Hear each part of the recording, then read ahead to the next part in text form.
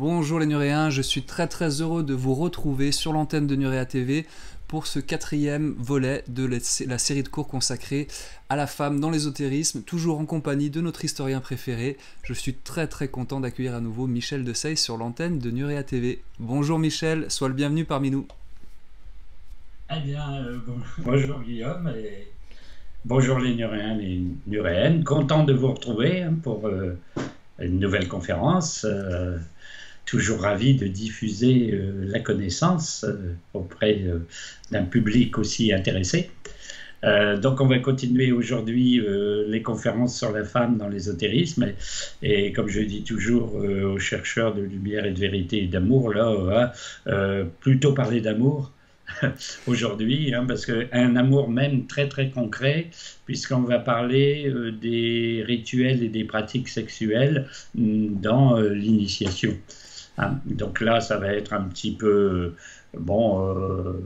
éloigné de ce qu'on fait d'habitude, mais ça fait partie du sujet, puisque soit des personnes, soit des ordres initiatiques ont pensé qu'ils pouvaient utiliser la sexualité pour atteindre des plans transcendants, ce qui est particulièrement exact. Effectivement, la chair n'est pas totalement séparée de l'esprit. Alors c'est vrai que ça va nous changer par rapport au cours précédent, le troisième, que j'imagine vous avez vu les Nuréens si vous êtes en train de visionner cette quatrième vidéo. On passe de l'amour courtois du Moyen-Âge. L'amour courtois est très souvent platonique, du moins dans l'idéal chevaleresque. Et aujourd'hui, on passe vers un rapport à la spiritualité qui passe directement par la relation charnelle et par les pratiques sexuelles. Oui, alors en effet, l'amour courtois a été qualifié plus ou moins d'amour platonique, d'amour éthéré, d'idéalisation et de sublimation de la femme. Alors forcément, on n'est pas très dans le concret, même si, comme je l'ai expliqué la dernière fois, les chevaliers ont presque tous fauté. On a vu que la ligne rouge était souvent franchie. Voilà, sauf Perceval et Galate, comme j'ai dit, au moins dans les contes du Graal.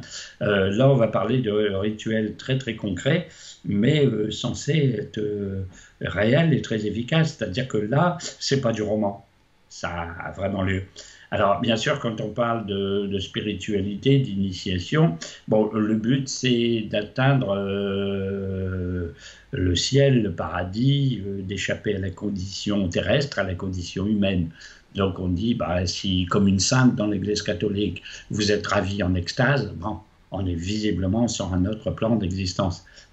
Et tous les mystiques de n'importe quelle religion, même en islam, les yogis hindous, sont censés atteindre, disons, des plans supérieurs, non concrets, non matériels, non humains. Toutes les religions affirment ça. Il y en a qui ne vont jamais, ils vont reconnaître aucune autre dimension que le plan physique et terrestre.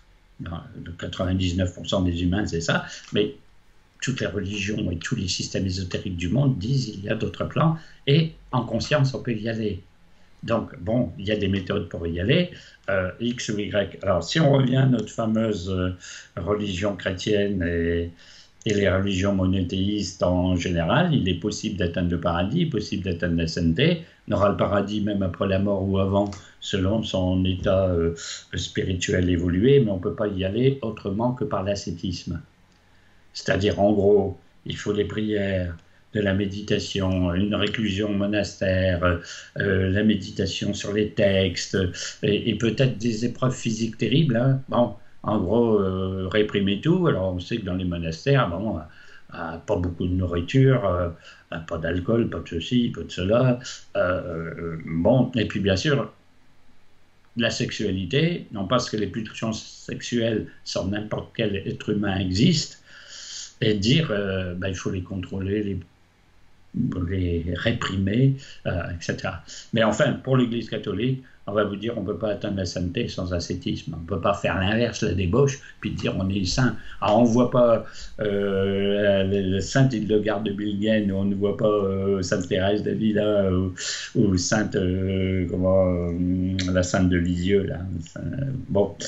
Dire ben je pratique des rites sexuels pour arriver à la sainteté. On me dit, mais ça c'est impensable. Puis alors l'Église dirait, si ça se faisait, imaginez quelqu'un en état d'illumination, bon, c'est par une pratique sexuelle, ben, vous êtes inspiré par le diable, parce que la Sainte Vierge ou le Christ ne peuvent pas vous orienter vers une voie de sainteté avec des pratiques sexuelles. C'est obligatoirement l'inverse. Hein.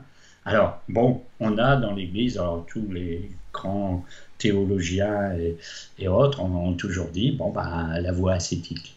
Bon, alors ça a quand même surpris plus d'un chez nous et surtout en Orient, même dans le taoïsme ou dans l'hindouisme, de dire ben, la sexualité en gros est quelque chose de naturel.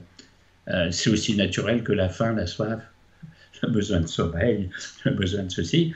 Et réprimer cette chose-là, d'abord c'est très difficile, la preuve c'est que pas beaucoup y arrivent, hein. Et puis ça aboutit pas toujours au résultat escompté.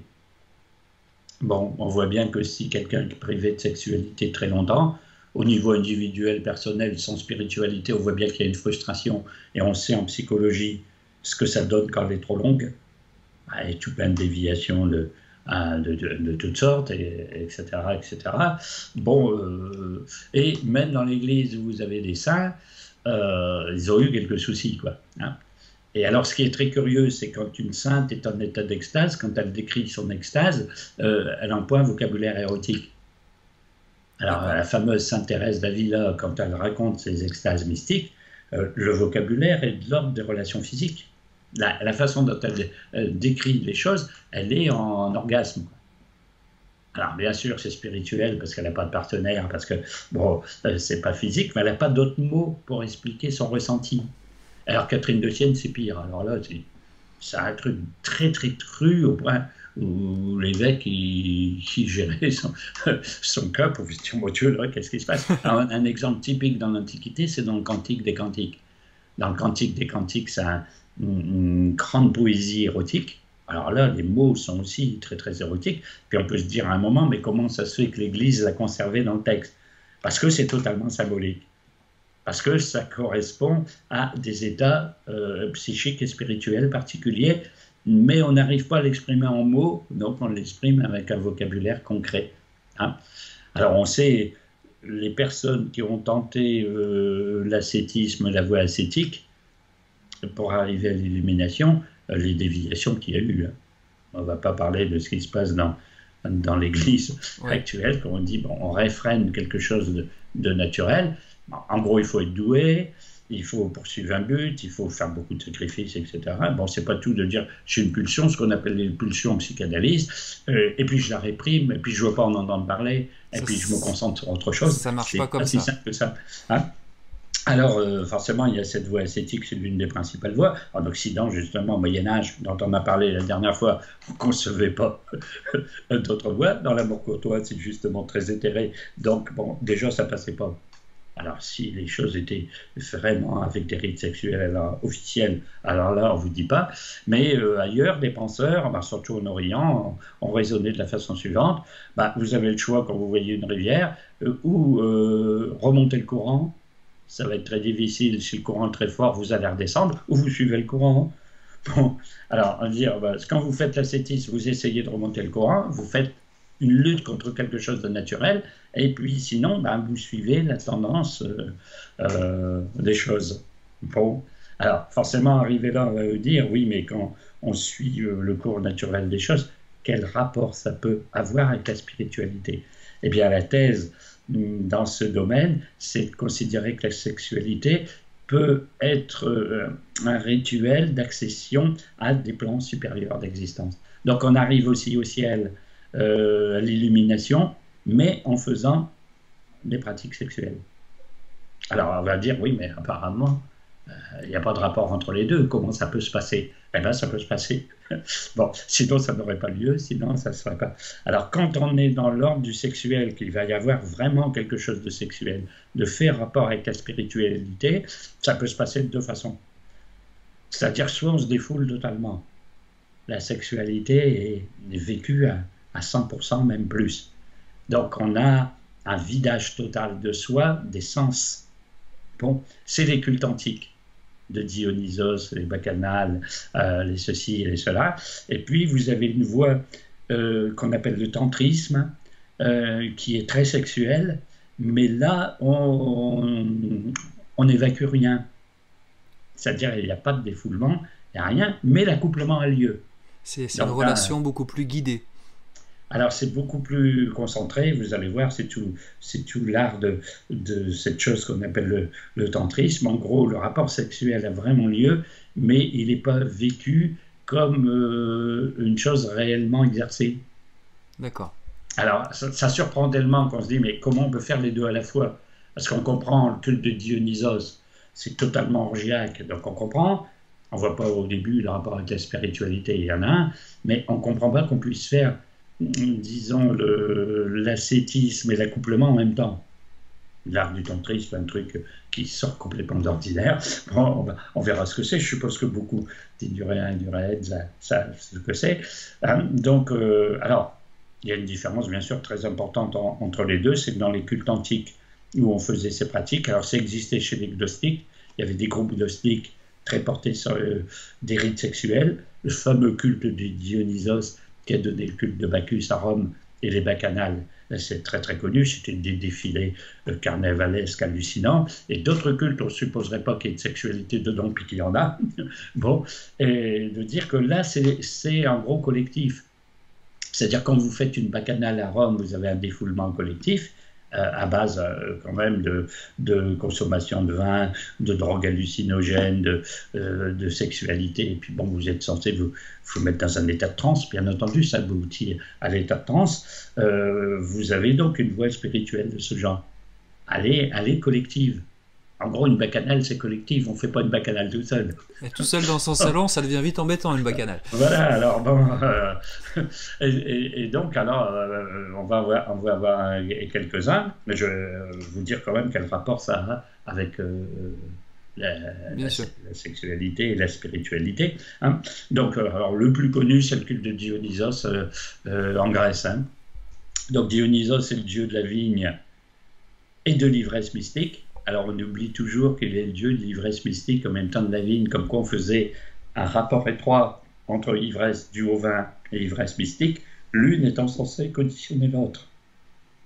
Alors je ne reviens pas sur l'histoire de Dionysos parce qu'elle est très complexe, elle a déjà été racontée dans une autre conférence justement sur le vin que j'ai faite sur ma chaîne, donc vous pourrez vous y reporter. C'est un dieu à part, qui n'était pas dans l'Olympe au début, parce que justement, il était le dieu de ces choses-là, que c'était un dieu d'Asie mineure ou de Thrace, qui a été intégré à l'Olympe tout en dernier, etc., qui est une histoire extrêmement compliquée, puisque justement, alors curieusement liée à l'initiation, c'est-à-dire que le même dieu qui gère le vin, l'ivresse mystique, est le dieu qu'on appelle le deux fois né. Un initié, c'est toujours un deux fois né, c'est un rené, c'est-à-dire il y a sa naissance terrestre d'une femme, puis il y a sa naissance en tant qu'initié à un plan supérieur d'existence. Et alors Dionysos est né deux fois, comme tout le monde sait, parce que ça, cette histoire-là est connue, que Zeus avait eu un rapport avec une dame qui s'appelle Sémélé, et qu'elle était enceinte de Dionysos, et que Héra, la femme de Zeus, était outrée que son mari ait des aventures et plein d'aventures, et a essayé de faire disparaître cette femme et cet enfant. Et donc elle a eu un entretien avec Sémélé en disant « Mais es-tu sûr que la personne avec qui tu as relation est le dieu Zeus lui-même, ça doit être quelqu'un qui se présente comme Zeus qu'il n'est pas, tu devrais lui demander de prouver qu'il est vraiment Dieu. » Alors elle, le jour à la rencontre Zeus, elle dit es-tu vraiment Zeus? Alors lui, il dit oui. Donne-moi une preuve. Non, je suis Dieu, j'ai pas de preuve à donner. Elle insiste, et finalement Dieu il dit voilà, je suis Zeus, voilà la preuve. Et donc comment il se montre en tant que Dieu, donc totalement irradiant, etc. Et alors cette pauvre Sémélé, du coup elle est foudroyée, elle est complètement grillée, carbonisée de première par la puissance divine, bien entendu. Bon, c'est pas toujours commode d'être une humaine par rapport avec un personnage surnaturel. Mais d'elle-même qui est carbonisée, le fœtus est vivant. Et Zeus le prend, ce fœtus vivant, c'est quand même son fils, et le met dans sa cuisse pour le couver. Donc il y a 6 mois dans le ventre de Sémélé, 3 mois dans la cuisse de Jupiter, d'où l'expression être sorti de la cuisse de Jupiter. C'est cette histoire de Dionysos. La fameuse Donc qui expression. survit. Ah, ce Dionysos, il ne peut pas être élevé dans l'Olympe parce que Héra va le couper en morceaux. Donc on l'emmène à un endroit où il est élevé par des nymphes, dans une forêt pleine de satyres, pleine de tout ça. Et il est éduqué une vie justement naturelle, forestière, etc. Très sexuelle. Après, il y a plein d'aventures. Il s'en va enseigner le culte de la vigne, de récolte du raisin partout. Hein, et devient donc le dieu de la vigne et de l'ivresse mystique. On fait le rapport entre les deux. Et on faisait à Athènes donc des grandes fêtes en faveur de Dionysos, des petites Dionysis, des grandes Dionysis, c'est-à-dire fêtes en l'honneur de Dionysos, qui sont des fêtes de printemps. Donc tout est lié, le printemps, la fertilité, les semences, etc. Donc ça se passait, en gros, les petites Dionysis, février-mars, et mars-avril, les grandes Dionysis, vous avez des fêtes gigantesques, des processions extraordinaires. Et donc à l'époque, il y avait un grand culte d'Athéna à Athènes, et c'était le culte sacré officiel, et il n'y avait pas le culte du Dionysos, c'était un petit peu dissident, parce que c'était moins organisé, bon, c'était plutôt le carnaval. On pense que c'est les défilés de Dionysos qui ont donné naissance au carnaval. Et tout le reste, Dionysos est à l'origine de tout, parce que comme on jouait ses aventures dans des scénettes de rue, c'est devenu les comédies, les tragédies. Donc on peut dire que Dionysos, c'est l'origine des tragédies, comédies en Grèce, et avant de venir chez nous, etc. Alors on faisait ces processions en l'honneur de Dionysos, très spectaculaires, parce que comme c'est un culte de la fertilité, de la nature et du renouveau du printemps, on avait des phallus en bois ou en pâte qu'on promenait dans les défilés. Hein. Et alors bien sûr tout le monde avait quand même un peu beaucoup bu, parce qu'on est quand même dans le dieu de la vigne. Et alors surtout les femmes, c'était très suivi par les femmes, qui bien sûr dans la société grecque classique n'avaient pas beaucoup de droits et pas beaucoup de participation, disons, au fait que là, dans la Dionysos, elles étaient les premières à y aller. Alors elles sont très connues, on les appelle les Bacchantes, c'est-à-dire les disciples de Bacchus, de Dionysos. À Rome, c'est Bacchus et c'est les bacchanales. Donc ce fameux défilé, très en couleur, avec des jeux de tambourins, des pipeaux, des gens déguisés en satyres. Alors, je ne sais pas, vous imaginez le défilé. Hein, et les personnes étaient très excitées. Ça se finissait en général dans une espèce de débauche générale. Et l'un des principaux rites, alors je ne sais pas si ça se faisait à Rome, mais en Grèce, c'est attesté par certains, que ces dames dans la forêt poursuivaient le cerf ou un autre animal sauvage et se jetaient sur cet animal et comment le mettaient à mort en le déchiquetant avec les ongles et la bouche. C'est violent. Il arrachait la peau et la bouche, et dans certains cas, on dit qu'il dévorait sa chair crue. Alors bon, on est vraiment, comment dire, dans quelque chose de très, très osé et très, très dur, hein, comme rituel, quoi. Bon, il y avait donc tous les accouplements possibles, parce qu'à la fin, ça dégénérait, tout le monde était un peu en état d'ivresse, il faut bien dire, hein, et on était censé passer de l'ivresse physique à l'ivresse psychique. Alors à Rome, on faisait ces bacchanales, alors imaginez dans les rues. Alors on n'allait pas jusqu'à la mise à mort de l'animal qu'on déchiquetait, on faisait un carnaval, disons, très très très haut en couleur, et ça a été interdit. Hein. À un certain moment, les autorités ont mis fin à ça, tellement ça déviait. Ouais. Etc. À Rome, il y en avait plusieurs. Il y avait les bacchanales et puis il y avait les Lupercales. Et les Lupercales, c'était à peu près la même chose. C'était les fêtes du loup. Alors, le loup, bon, ceci. Il y avait les Saturnales. Alors, c'était dégénéré complètement aussi. Bon, à Rome, on avait encore fait mieux qu'en Grèce. Hein, oui. Alors, bien sûr, quand on en est là, on dit mais quel rapport ça a avec l'initiation? Eh bien, il y en a un. Il y en a un parce qu'on part de l'idée qu'il y a des tensions, il y a des pulsions sexuelles ou autres, et que si on veut progresser sur le plan spirituel, il faut les vider. Donc au lieu de faire comme dans l'ascétisme dont je parlais tout à l'heure, je les concentre, je les nie, je les bloque, je les maîtrise si je peux. Là on dit, ben voilà, les pulsions, je les sors de toutes les façons possibles. Donc déjà, pour être à l'état naturel, on ne le fait pas de dire je me vide de toutes les tensions. Quand on a bu, un peu beaucoup, on le fait. C'est des choses qu'on ne fait pas à l'état naturel. Alors quand on dit qu'il faut se vider, on se vide de tout. Le nombre de rapports sexuels fait qu'on se vide de l'attention sexuelle, mais on se vide mentalement. Hein, parce que en état d'ivresse et en état de, comment on pourrait appeler ça, de spasme érotique, si on a eu des rapports sexuels dans cette fête, eh bien on est totalement, j'allais dire, vide. C'est-à-dire on se vide des tensions, physiques comme psychiques. Et après, vous allez dire, bah, vous êtes vide, vous êtes un peu comateux, vous êtes un peu dans le tirage, et comme on est vide et comme on sait que la nature a horreur du vide, d'autres forces entrent à la place. Alors ça, il faut y croire, que quand on a totalement sorti les énergies, ça ne peut pas rester vide, d'autres énergies rentrent. Et là, on peut être, comme on dit, possédé. Et on disait que le disciple de Dionysos ou la Bacchante devenait possédé. Il y avait ce qu'on appelle la mania. La mania, c'est la folie de Dionysos, qui a donné le mot manie dans notre vocabulaire.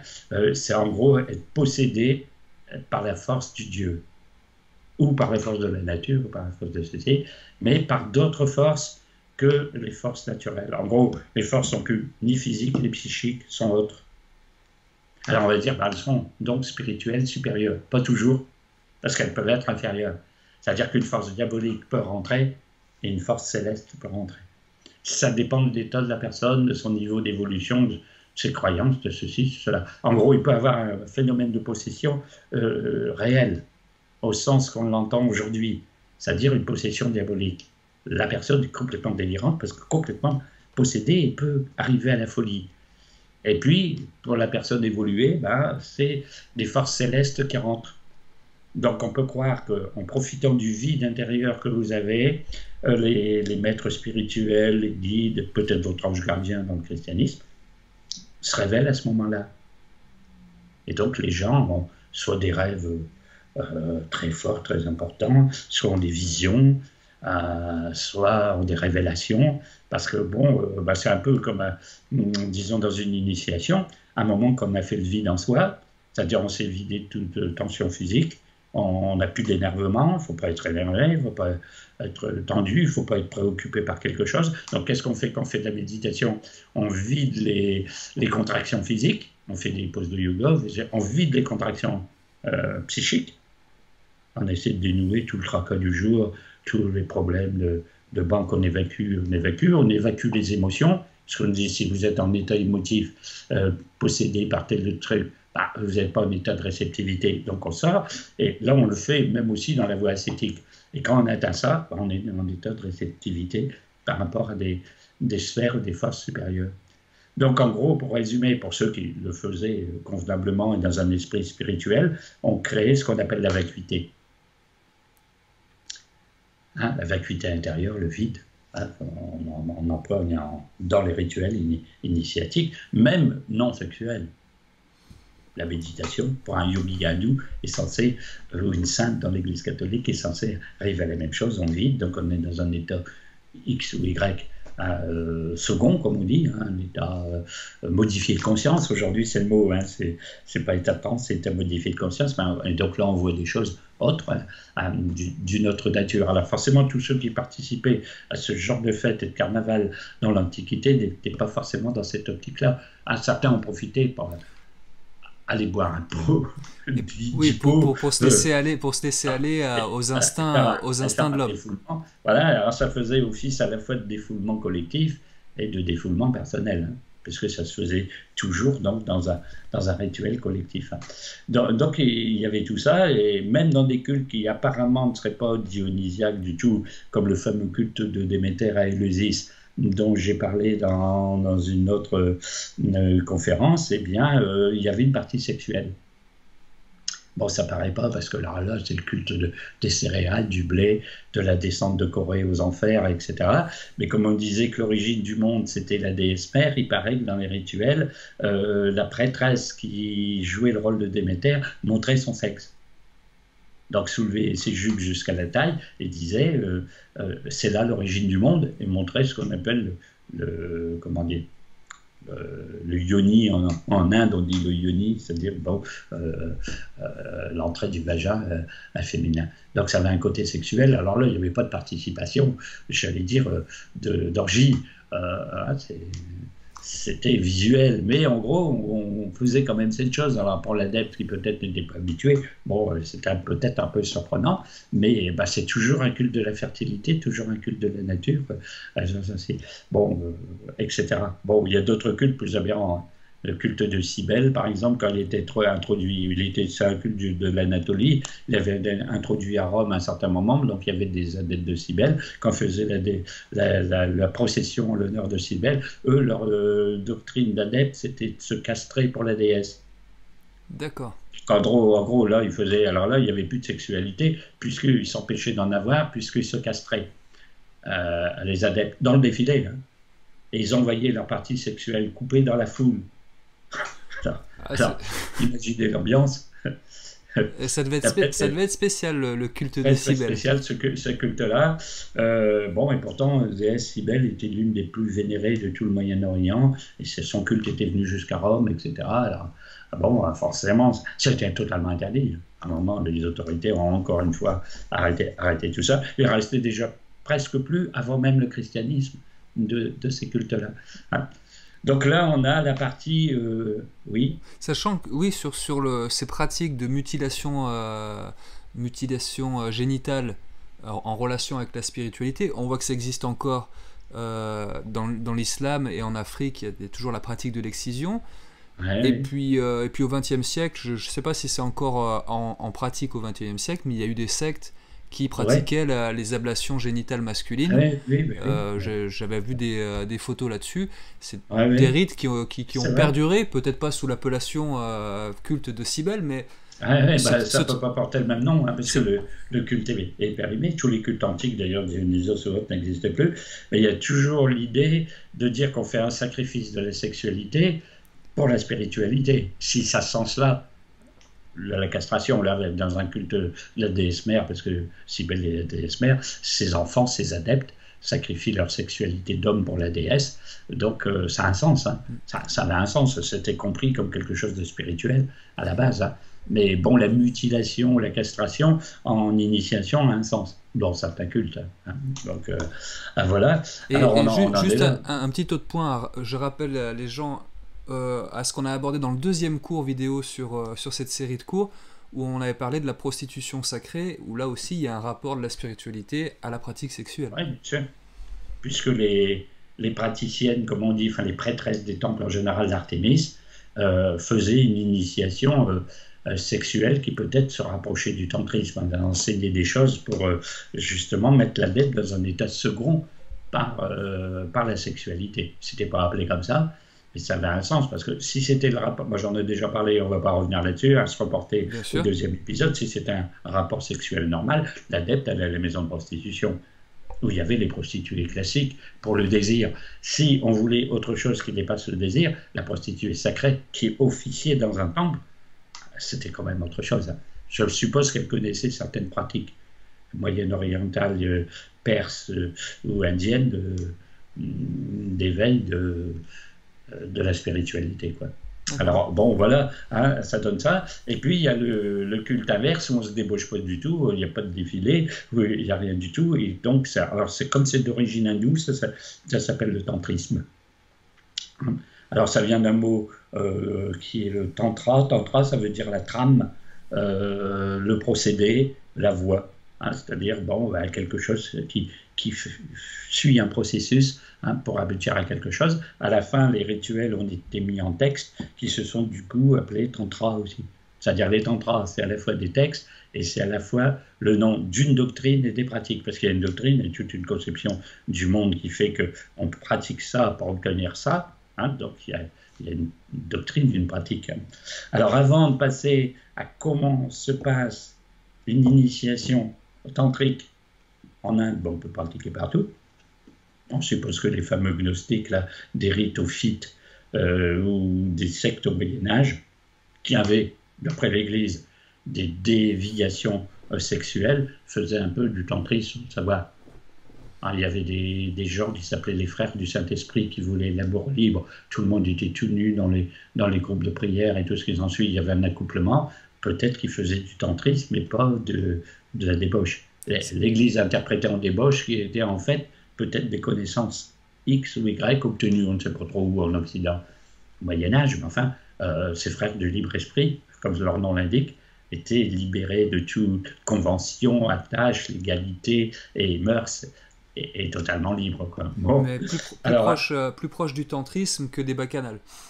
oui, oui, oui, quand même, parce que là, il n'y avait pas de défilé public, parce que le Moyen-Âge a été interdit. L'Église n'aurait pas été tolérée un défilé d'une bande de nus dans, Ça aurait fini sur le bûcher, oui. la rue, mais dans leur groupe, dans leur réunion, un truc, c'est possible. Donc, avant de voir comment peuvent se passer les pratiques tantriques, il faut revenir aux conceptions de l'Inde sur l'homme et l'univers. Donc, en gros, ce qu'on appelle les différents corps qui composent l'homme et les chakras. Alors, je pense on a des images là-dessus. Alors je mets l'image qui représente les 7 chakras. Alors, il faudrait peut-être prendre l'image d'avant. Alors l'image avec les corps subtils. Voilà. La voici, elle s'affiche à Alors l'antenne. voilà, donc dans la conception indienne, hein, dans l'hindouisme, et oui, aussi dans le bouddhisme, et dans les religions orientales, un peu chez nous en Égypte, mais c'est beaucoup moins connu, on considère bien entendu que l'homme n'est pas simplement un être physique. C'est-à-dire il a un corps, bien sûr, c'est le physique composé de chair et de sang, mais il y a autre chose. C'est-à-dire qu'il y aurait d'autres corps, appelés corps. Bien sûr, après, on n'est plus corps parce qu'on n'est plus de chair et de sang. Appelés corps subtils. Donc, il y aurait 7 corps. Il y aura un corps physique, bien entendu, mais un corps éthérique, un corps astral, un corps mental, un corps ceci, un corps cela. Et à la fin, l'Atman, c'est-à-dire, bon, le corps supérieur. Donc, en gros, ça serait des enveloppes. Ça serait les autres corps que le corps physique seraient beaucoup plus larges, semi-matériel ou totalement immatériel. Bon, le plus connu, c'est le corps astral. Donc, dans les sciences occultes et dans les séances de médium, on dit toujours on a fait apparaître plus ou moins une forme fantomatique, c'est un corps astral. Bon, et les personnes qui savent faire le dédoublement, eh bien, sortent de leur corps, le fameux corps astral, qui se balade dans une sphère X ou Y.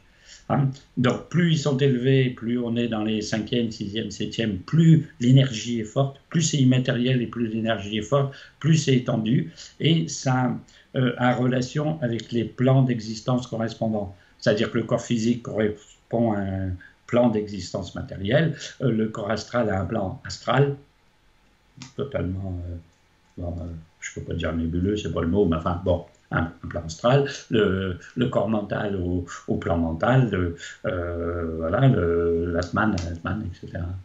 Donc ça fait une gradation. En gros, les hindous disent 7 plans, les Égyptiens 9, on faisait des subdivisions, hein, d'autres plans.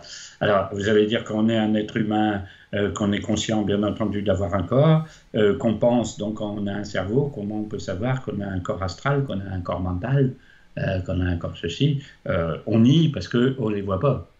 Oui. Ça ne se voit pas. Quand on découpe un corps humain, on ne voit pas le corps astral. Sauf que les sujets sensibles et initiés les sentent, en ont conscience qu'ils existent et les utilisent. C'est-à-dire on va dans une sphère X, Y, faire X, Y expériences, on en revient avec plein de connaissances parce que, comme on dit, on a voyagé dans l'astral, entre autres, même plus haut, sur d'autres plans. Alors, comment ça peut être lié? Eh bien, tous ces corps sont reliés. On peut passer de l'un à l'autre en fonction de l'éveil de tel ou tel plan. Hein? Et donc maintenant, on va voir les chakras. Donc dans la deuxième image, alors ça, les hindous sont très très spécialistes de ça. Hein? Les chakras sont des points de suture justement entre les corps subtils et le corps physique. Donc il y en a 7 principaux, on voit bien sur l'image. Hein? Bon, aujourd'hui, on ne va pas expliquer ça, hein, mais ils se situent le long de la colonne vertébrale, chacun a une couleur, chacun a une correspondance avec une planète, avec une pierre, avec une divinité, avec des pouvoirs supranormaux correspondants. Donc quand on éveille l'un, on a telle chose, quand on éveille un deuxième, on a telle chose. Par exemple, quand on éveille le chakra qui est entre les 2 yeux, qui s'appelle Ajna Chakra, on a la vision transcendante. Donc on est dans un état où on voit les autres univers, les autres plans, etc., etc. Hein, donc on a cette conception-là. Au niveau du corps, si on pouvait les voir, ils seraient au niveau des glandes endocrines. Hein, c'est-à-dire que le chakra de base, appelé Muladhara chakra, serait au niveau des gonades, donc des parties sexuelles. Hein. Et puis, le chakra du cœur au niveau du cœur, le chakra du ventre au niveau du plexus solaire, etc. Un chakra intermédiaire au niveau des glandes surrénales, le chakra entre les deux yeux au niveau de la glande pituitaire, et le chakra qui est sur le sommet du crâne, Sahasrara chakra, au niveau de la glande pinéale. Donc, on a cette conception. Donc, c'est là que ce sera interconnecté. Quand on éveille ces chakras, on a beaucoup plus d'énergie et on a la possibilité de contact sur les plans qui correspondent. Donc, quand on a éveillé le chakra du sommet du crâne, on est en relation avec le 7e plan, donc le plan le plus élevé. Alors, à l'état normal, on n'a pas conscience de ces chakras. En gros, chakra, ça veut dire roue, cercle. Hein. Alors, normalement, ils sont figés. Il y en a qu'un qui marche, c'est celui du bas. Au niveau de la sexualité, celui-là, il marche, puisqu'on a une expression sexuelle. Quand on dit, mais alors, le chakra qui est au niveau du cœur, est-ce que vous le sentez? Ah, pas vraiment. Le chakra qui est entre les deux yeux, la vision transcendante, est-ce que vous l'avez là-bas? Donc, on ne sent pas le chakra. On ne sent pas non plus toutes les possibilités qu'on a en rapport avec lui s'il était éveillé. En gros, chez les humains, ils sont pas éveillés. Bon, alors, en quoi consiste l'initiation? À les mettre en fonction. Ils sont endormis à l'état naturel. Celui qui fonctionne, c'est celui qui est tout en bas. Il faut éveiller les autres. En gros, on en a un d'éveillé sur 7, enfin 7 principaux, 5 secondaires, encore plein de petits. Bon, il y en aura beaucoup d'après la tradition. Là, on a les 7 principaux. Hein. Alors, à côté de ça, toujours dans les conceptions taoïstes, hindoues, bouddhistes, etc., il y a des nadis, c'est-à-dire des vaisseaux subtils ou canaux subtils. C'est-à-dire, comme nous, on a des artères et des veines dans notre corps, et bien dans ces corps, il y a des petits réseaux, des petits filins, là, qui s'appellent des nadis, canaux, ça veut dire canaux, dans lesquels l'énergie passe. Donc, quand ces corps et ces chakras sont éveillés, il y a une énergie qui circule dans les nadis. Alors, excusez pour les vocabulaires sanscrits du tantrisme, mais alors, il y en a 3 principaux, le long de la colonne vertébrale. Alors, dans la partie psychique, ça ne suit pas vraiment la colonne physiquement. En gros, c'est situé au même endroit. Il y a un nadi vertical qui s'appelle Shushuma Nadi, et vous en avez 2 sur le côté qui font une ondulation, comme une forme de 8, mais comme des serpents d'ailleurs. Hein, il y a un Pingala Nadi et un Ida Nadi. Bon, il y a une polarité féminine, une polarité masculine, et un autre dans le milieu. Alors, si vous regardez cette image qui est dans toutes les images, on a l'impression que c'est un caducée. Oui. C'est-à-dire que vous avez les verticales, puis 2 serpents ou ondulations en forme de 8.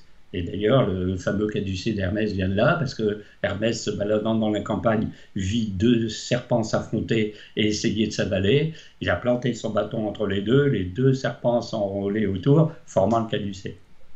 Alors, c'est très curieux de retrouver les images des nadis principaux dans l'hindouisme avec le caducée d'Hermès.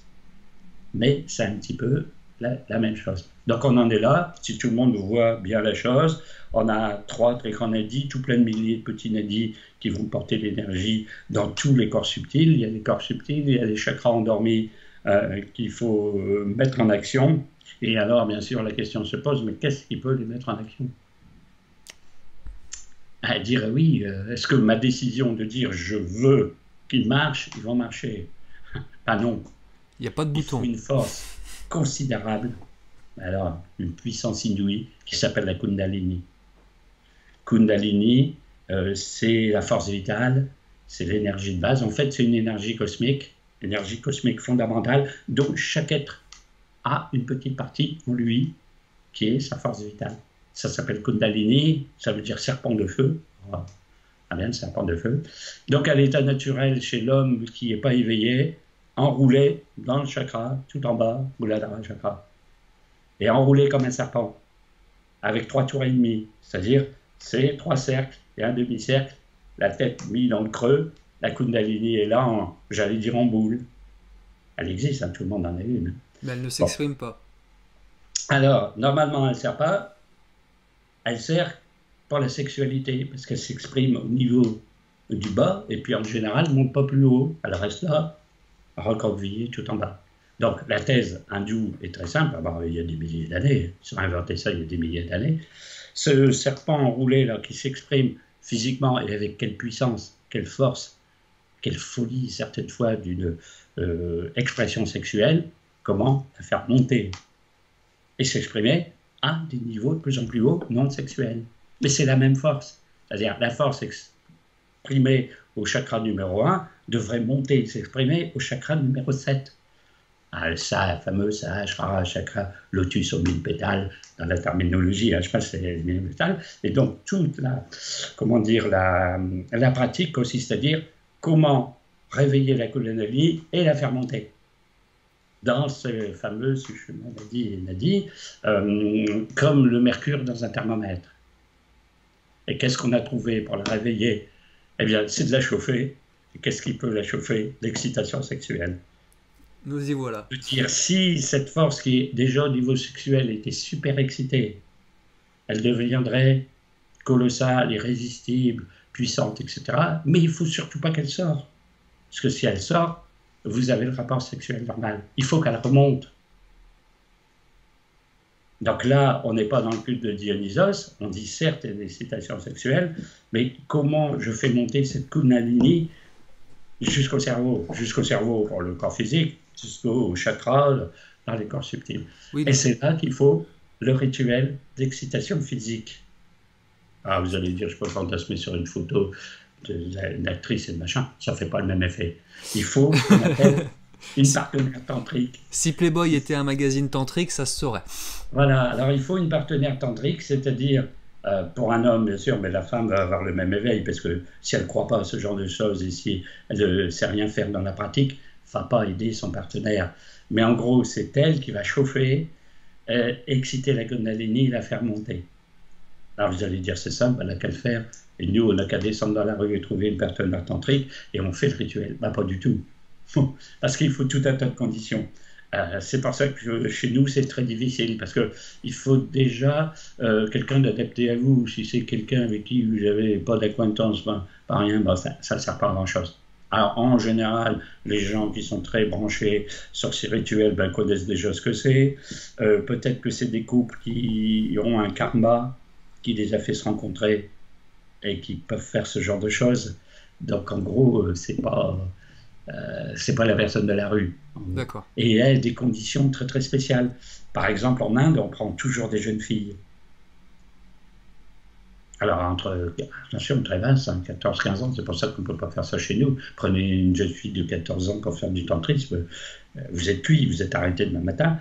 Bon, alors peut-être que ça se fait même plus en Inde aujourd'hui, mais ça se faisait toujours dans le passé. Alors, en gros, jusqu'à 25 ans. Alors, pourquoi une jeune fille ou une jeune femme? Parce qu'elles ont beaucoup plus de puissance à cet âge-là qu'à 60. Une femme de 60 peut dire je m'intéresse au tantrisme, je voudrais bien pratiquer, vous dire quelle énergie vous avez encore. Je parle là de l'énergie physique, parce qu'au début, je veux faire des trucs très très physiques.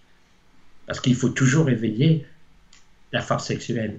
Bon, pareil, l'art d'abord la séduction, la tenue, les chants, la musique, le parfum, tout y passe dans le, la séduction, le rituel d'accompagnement. Voilà, on ne rentre pas dans une salle, on ne se met pas sur un tapis.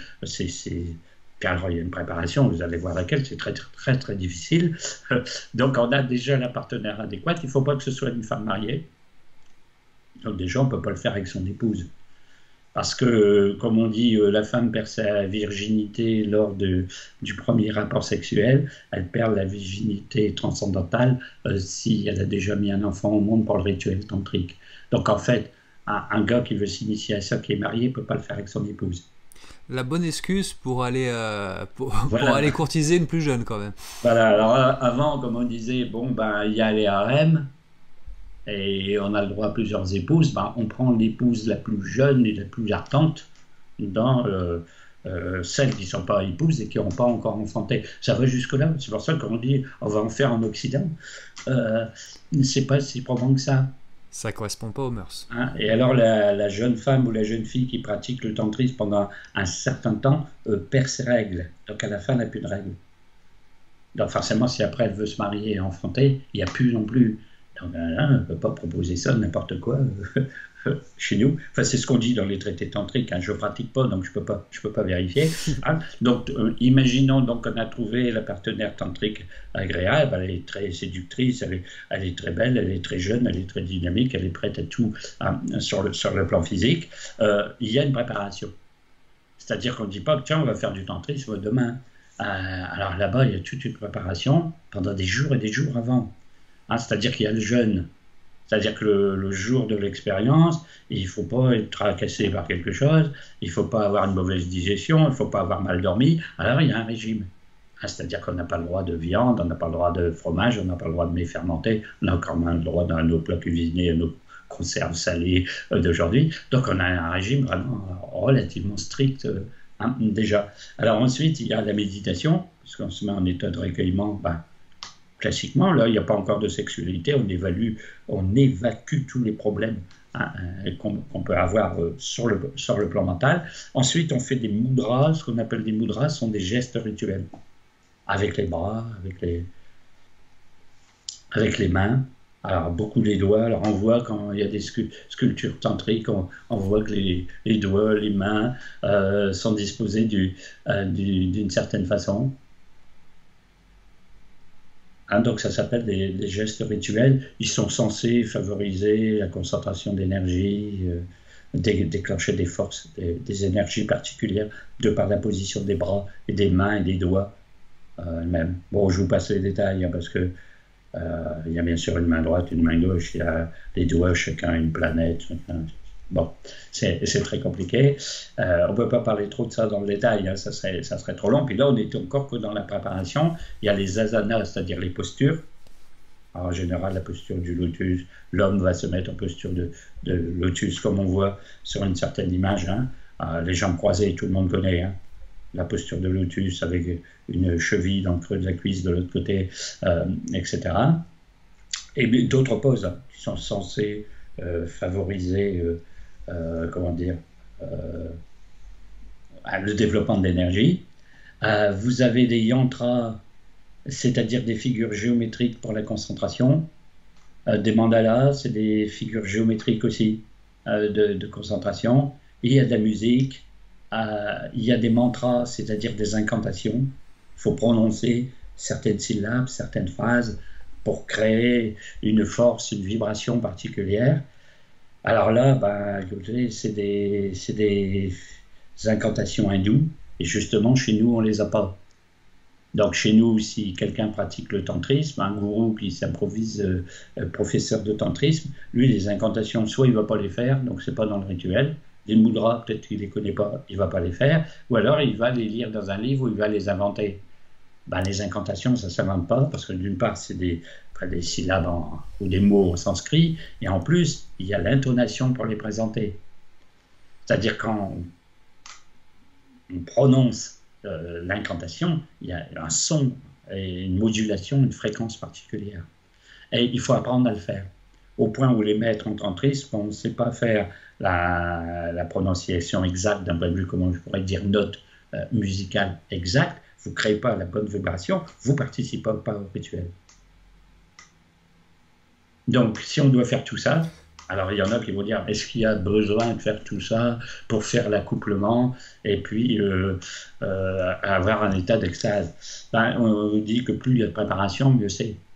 Oui, on optimise cette montée de Kundalini. Alors, on n'optimise pas. Donc, si on n'optimise pas, il ne faut pas s'étonner qu'on n'ait pas beaucoup de résultats. D'accord? Donc, il y a, vous voyez, tout cet ensemble de choses. En gros, il faut être très concentré, parce que la dame qui va faire le rituel, elle doit connaître tout ça. Elle doit faire une pratique. En gros, la pratique, c'est clair. Hein, ça veut dire qu'elle doit exciter le monsieur à mort, déclencher une énergie très, très forte. Alors, on voit bien sur les images, là, que l'homme est en lotus, lui, il est censé pas bouger, mais bien sûr être en érection. totalement concentré pendant comment l'énergie monte, comme avant un rapport sexuel normal. La dame s'agite dessus, alors voyez sa pose, hein. Elle a les bras autour du cou du monsieur, elle chevauche un petit peu.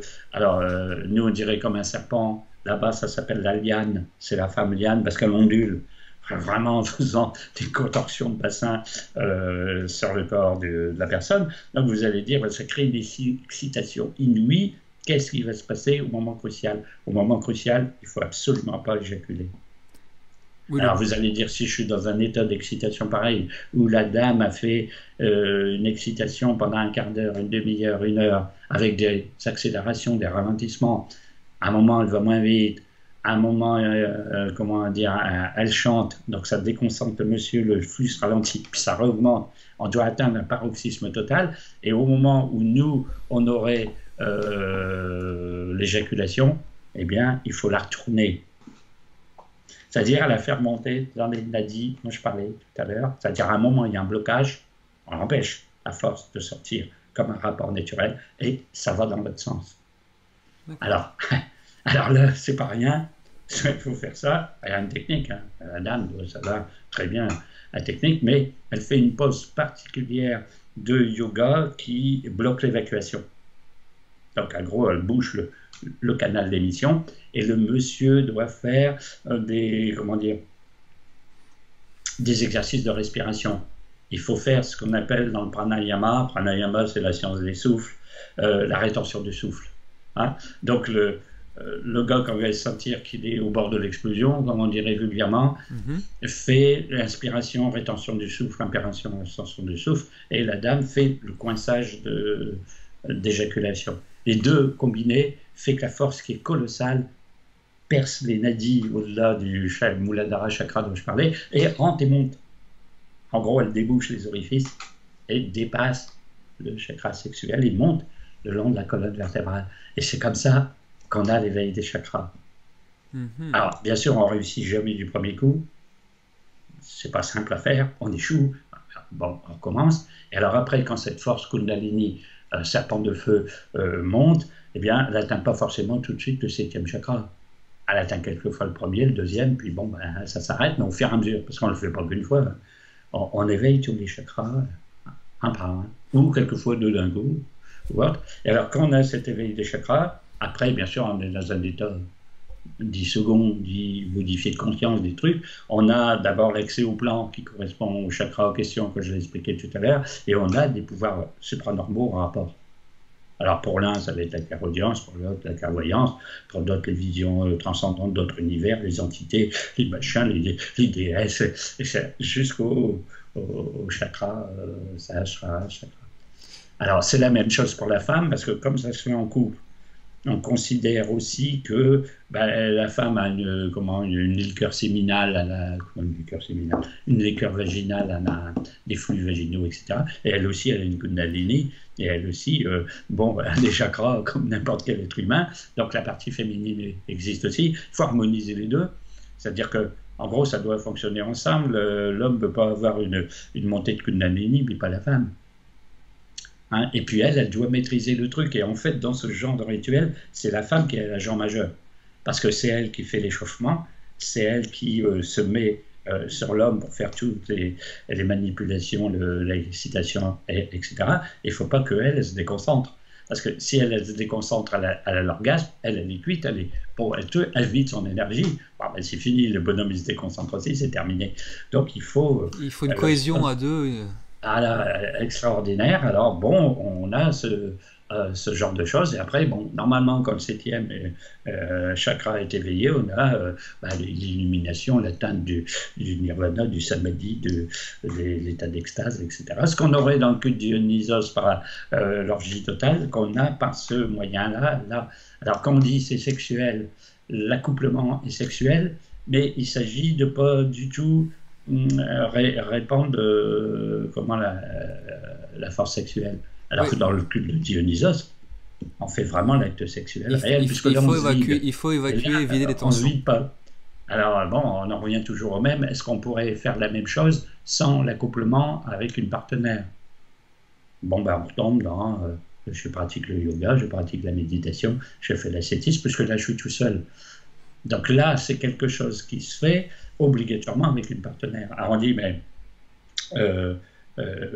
en quoi c'est important? En quoi pratiquer avec une partenaire et en quoi pratiquer tout seul? Si ça aboutit au même résultat, c'est qu'avec une partenaire, ça va beaucoup plus vite. C'est-à-dire que la voie dite tantrique, appelée aussi voie de la main gauche, voie féminine, etc., puisqu'on utilise la partenaire féminine, c'est censé donner l'illumination de façon très accélérée. En gros, en quelques mois ou un petit peu plus, si on pratique bien et régulièrement, on a l'illumination. Méditer dans un monastère, vous pouvez attendre longtemps l'état d'extase X, l'état d'extase Y, etc. Donc en fait, c'est une voie rapide, mais aussi très dangereuse. Parce que, par exemple, là, la fameuse inversion du flux, quand se fait l'inversion du flux, si vous retenez trop le souffle, vous tombez dans le coma. Donc le gars, il bloque sa respiration, d'accord, mais poum. Ah oui, il y a des dangers physiques à pratiquer le tantrisme. Si ça y est, ou alors si tous les chakras soudain sont excités d'un seul coup, le type est complètement perdu ailleurs, là il récupère très difficilement ses sens après, parce qu'après il faut revenir à la normale. Hein. Alors quand on a vu des choses, quand on a été dans un état quand même très spécial. Moi, je vous dis, je ne pratique pas, alors je ne sais pas comment on est quand on est dans l'éveil des chakras par la montée de la Kundalini, mais quand on revient à la normale, ça ne doit pas être probant. Et donc, il y a des cas de folie. Il y a des cas de folie. On dit que le fameux Gérard de Nerval, quand il a été hospitalisé pour troubles mentaux, aurait pratiqué le tantrisme.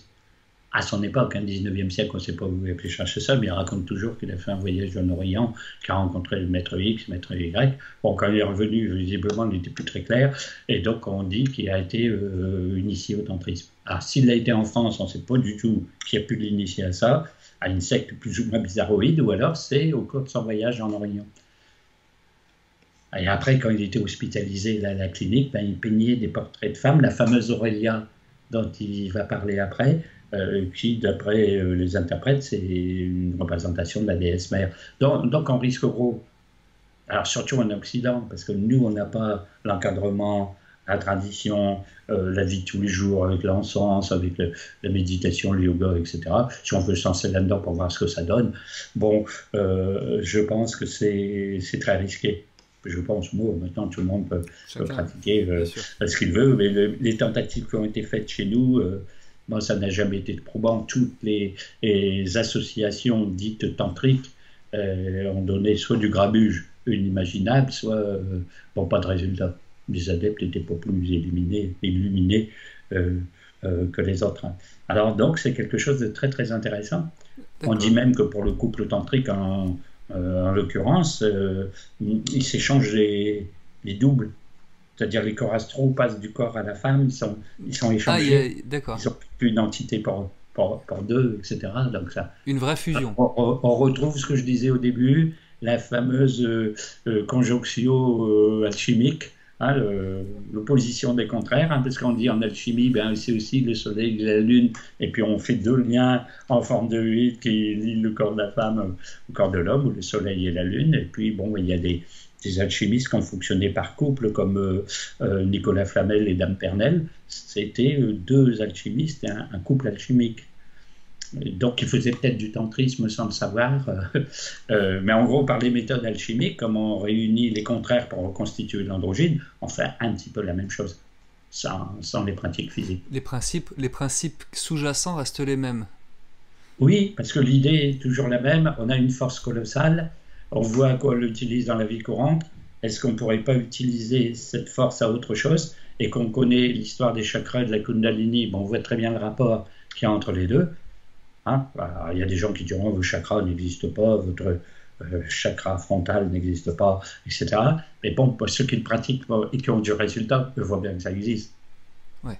Comme c'est millénaire, cette science, entre guillemets, on voit bien que ça existe. Hein? Alors, il y en a qui utilisent, bien entendu, tous les rites sexuels et des fins perverses. C'est-à-dire que les sectes sataniques font aussi des choses très, très sexuelles. Mais là, ils n'ont pas la rétention d'énergie, quoi. Ils vident les énergies sur les partenaires participant à la messe noire, participant au machin. Alors chez nous, chez les messes noires, mais les cultes du sabbat, mais ça correspond à ce qu'on appelle le tantrisme noir qui existe aussi en Orient, où on fait l'inverse et c'est complètement maléfique. Donc, alors là, les belles madames sont nues, les adeptes font je sais pas quoi, et là, on fait des mixtures avec les spermes, avec les liquides féminins, des breuvages absolument. Alors là, on rentre dans l'horreur, entre guillemets. Oui, c'est plus... Bon, c'est des rituels aussi, mais là, on est dans la magie noire, dans ces choses-là. On sent qu'on passe du côté obscur de la force. Voilà, on est du côté obscur de la force. Mais bon, je dirais, puisqu'on a parlé de l'ascétisme au début et d'autres formes de culte, c'est toujours le même but. Il faut sortir de la matière.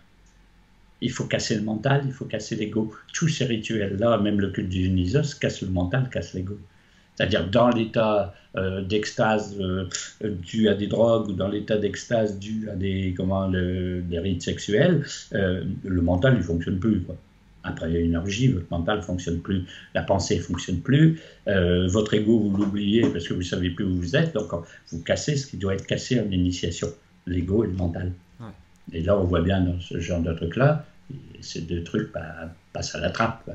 Ouais, quelle mécanique ça implique. Sur le tantrisme, j'aurais deux petites questions à te soumettre, Michel.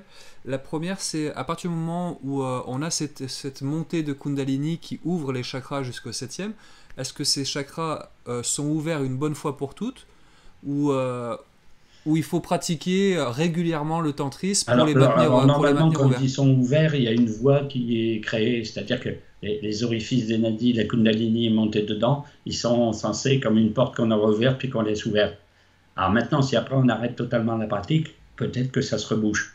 Mais je suppose que c'est ouvert définitivement. À partir du moment où c'est ouvert, d'accord. Ouais, parce que ça servirait à rien. Si entre deux rituels où c'est arrêté pendant un an, tout se rebouchait, vous pouvez c'est comme quelqu'un qui a suivi une initiation, normalement il ne redescend pas. C'est-à-dire ce qui est acquis, il sait très bien qu'il a fait telle chose, tel rituel, de passer tel seuil. Il faut vraiment être bête pour dire je redescends comme avant que j'ai commencé la première initiation. Donc je pense que ça a ouvert quelque chose et que ça reste en un état particulier ou alors on le retrouve facilement.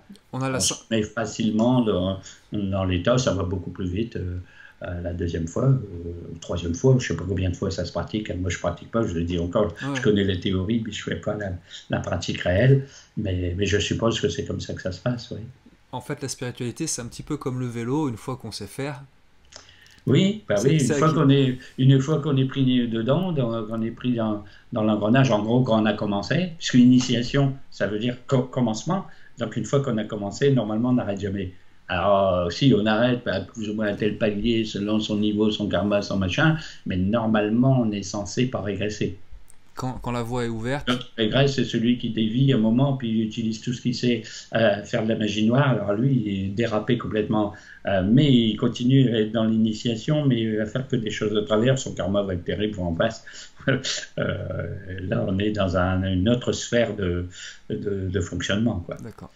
Donc voilà comment on peut utiliser la sexualité à des fins, j'allais dire, initiatiques. Voilà, on arrête là. Une dernière question avant qu'on clôture ce cours, Michel.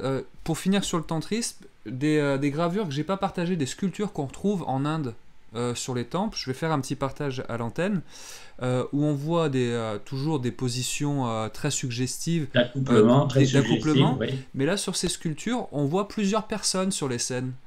Oui. Est-ce que le tantrisme se pratique en groupe en Inde, oui, ou alors que c'est juste une pratique un homme et une femme et cette union du soleil et de la lune?